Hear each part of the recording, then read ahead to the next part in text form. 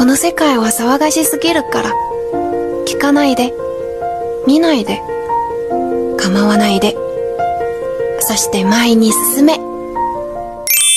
Iwanan mo nga muna ang lahat dahil kung mahilig ka sa Japanese food o gusto mong makapunta ng Japan pero wala ka pang visa or wala kang budget, huwag kang mag-alala dahil today dadalhin kita sa isang lugar kung saan hindi lang pagtikim ng iba't ibang Japanese food ang ma-experience mo, kundi pati na rin ang pagsusuot ng yukata. Dito lang yan sa Gala Food Park na matatagpuan sa Pasay City.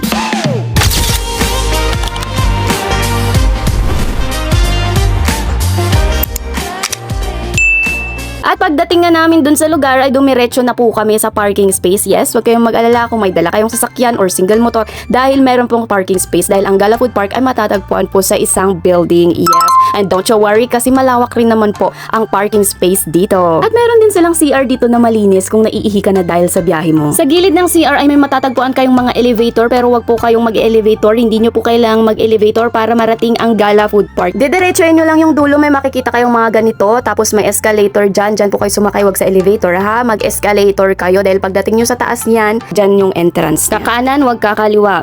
Wag mangangaliwa, charis. Ang unang bubungad sa inyo pagdating nyo sa may entrance ay yung stall na maliit kung saan pwede kayong mag-rent ng yukata pero hindi kayo pwedeng dumiretso dyan hanggat di pa kayo nagbabayad ng rent nyo. So may makikita kayong ganyan dyan sa gilid. Oo, dyan po kayo magbabayad. Pwede rin kayong kumuha ng membership card ninyo or VIP card na tinatawag, 2,000 pesos para magkaroon kayo ng rewards and benefits like hindi nyo na kailangan pang magbayad ng 100 pesos para sa rental ng yukata. And I think hindi nyo na rin kailangang magbayad pa ng 50 pesos para sa rooftop garden experience kasi mayroong rooftop garden sa taas, that's in the 12th floor, and kailangan mong magbayad ng 50 pesos para sa entrance fee. Huwag ka nang pupunta dito kung wala kang valid ID dahil kailangan mong mag-present ng valid ID, preferably government ID para makapasok. Iiwan nyo yun dyan. Katapos mong magbayad dyan, maaari ka nang mamili ng yukata na isusuot mo. Napakarami mong pagpipilian dito at meron dito pang adults, may pang babae, pang lalaki at meron ding pang kids. Tapos ibibigay mo yung resibo kay ate, i-check niya yan, ibabalik niya rin naman yan sa'yo. Ito na yung pinili kong kulay para light lang and feeling ko para mas Japanese yung dating. Salamat! So, bet ko yan na kulay na lang yung pinili ko. Pagka nakapili na kayo ng yukata na gusto nyo, ayan, i-assist kayo ni ate kung paano susuot yan at siya na rin ang maglalagay ng belt ninyo. Medyo mahigpit lang pagkakalagay niya ng belt namin pero pwede mo naman siguro sabihin na medyo luwagan niya kapag tinatali niyang ganyan kung feeling nyo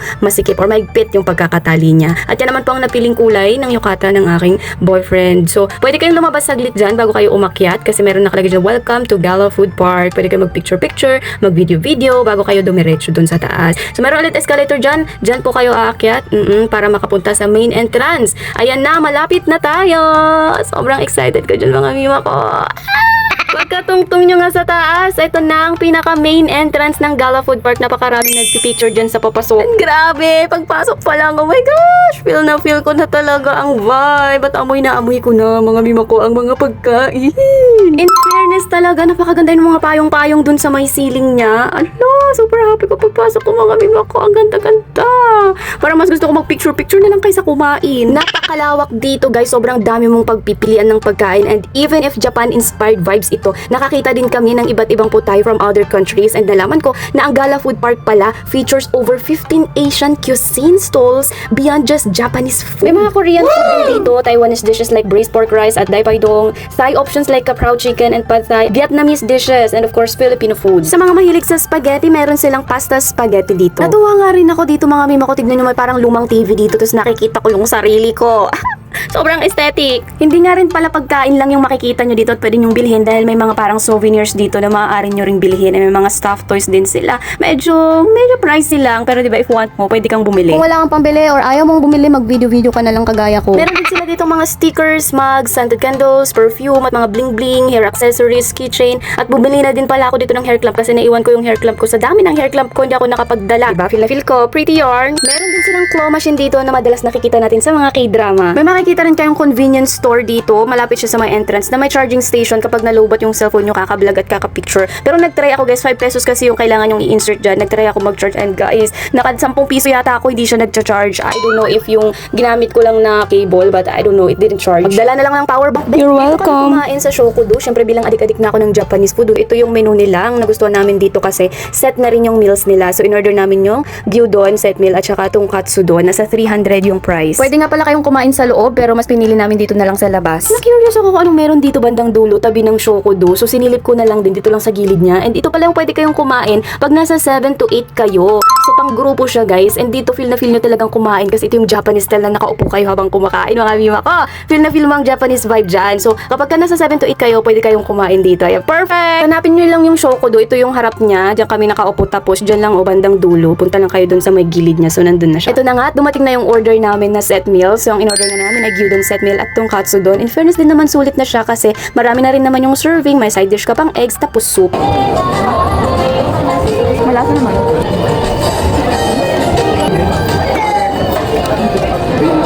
Nagustuhan namin yung food dito sa Shokodo. So if you want to try, go ahead and try guys. Sulit na rin siya kasi nga tatlo na yan na makukuha ninyo sa isang order. And yung meat niya tender din naman, hindi siya matigas. Sa mga mahilig sa matcha dyan, huwag kayong mag-alala. Dito sa tabi ng Shokodo, merong matcha house dito by Kazuha. Meron silang sweets dyan, may meals din sila dyan. Pero pagdating sa drinks, of course, mostly matcha. May tea, may smoothie. And pag naghahanap naman kayo ng coffee, dito lang din sa harap ng Shokodo, meron kayong makikita dito sa Chiang Mai. So this is a Thai cuisine. Meron dyang mga drinks and desserts. More on coffee naman yung drinks nila dito. So hindi na kami nag-try guys, nag-water lang kami kasi hindi na ako nagko-coffee talaga pag gabi since nahirapan ako matulog. Gusto rin nakasama ko ng takoyaki kaya bumili kami ng takoyaki. Tapos ako naman ang gusto ko yung California maki nila dyan. Matatagpuan nyo yan sa entrance mismo. Tapos merong mga tables dyan sa harap niya kaya dyan na lang din kami kumain. Take out ang sinabi namin kaya nakalagay sa ganito pagkabigay and sulit na yung 180 pesos nyo guys sa takoyaki kasi malalaki siya tapos masarap. Yung 180 pesos mo worth it na. And yung California maki din favorite ko ang maki and thank you so much kasi ang sarap din nito tsaka ang lalaki din.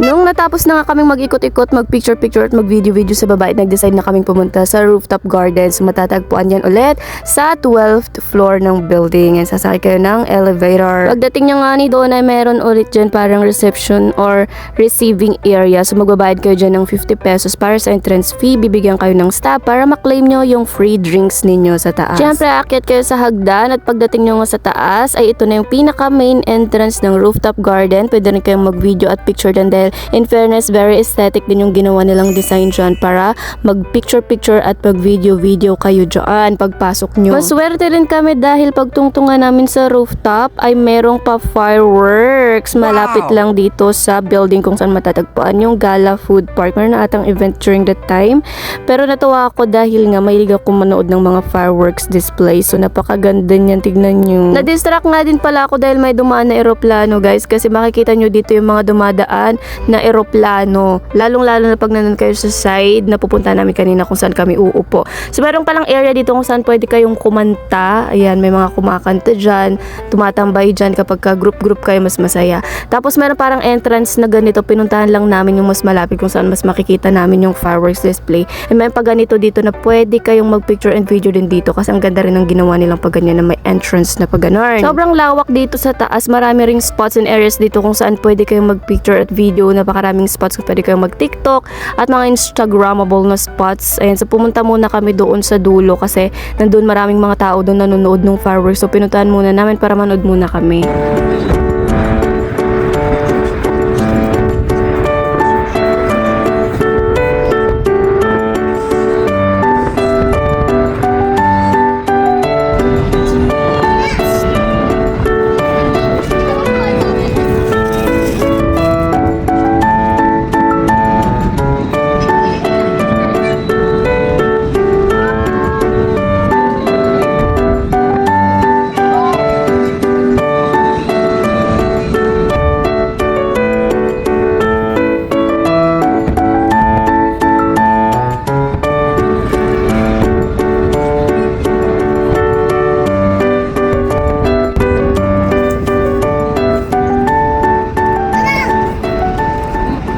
Meron din silang CR dito guys, o sa rooftop.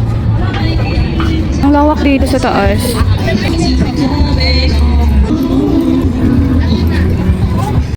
Tower in your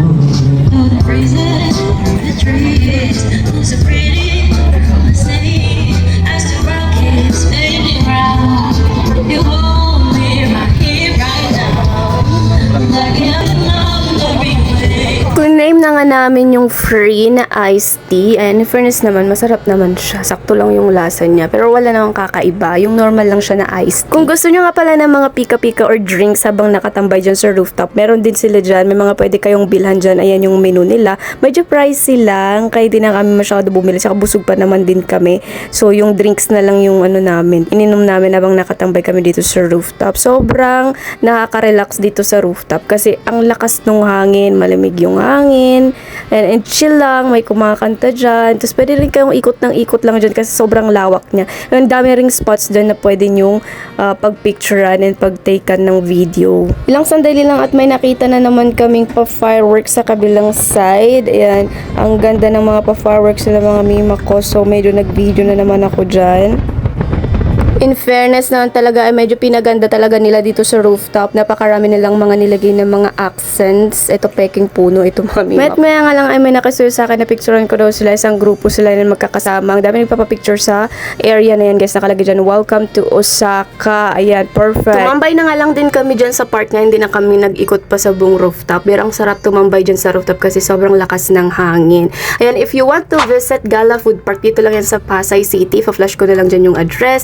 Ang ganda dito guys, may opportunity pa kayo or chance na magsuot ng yukata for the experience, yung Japanese vibe. Tapos ang dami yung kakainan dito, and again, even if Japanese inspired yung vibe dito sa Gala Food Park, marami kayong iba't ibang cuisines pa na pwedeng itry dito, like may mga Vietnamese food, may Thai, may Korean, and may mga binibenta rin silang items na pwede nyong bilhin. So sa dami ng kainan dito, hindi nyo na alam kung saan kayo kakain, kung anong kakainin nyo. Ayan, so for the mukbang talaga kayo dito. Kaya pupunta kayo dito, dapat gutom kayo para marami kayong matry na pagkain. Masarap naman yung mga pagkain nila. May mga nabasa kasi akong reviews na hindi worth it sa price. Medyo pricey kasi yung mga pagkain dito guys. But so far yung mga na-try namin, masasarap naman. So next time siguro if babalik kami dito, i-try namin yung iba namang pagkain. Ayan. So punta kayo dito sa Gala Food Park yung sa Pasay City kung gusto nyo ma-experience ang Japanese vibe. So ito yung mga pictures na kuha doon sa Gala Food Park if you want to see kung saan yung mga spots na pwede nyong pagkuhanan ng pictures. So yun yung mga pinuntahan ko na medyo magagandang spots kung saan magandang kumuha ng picture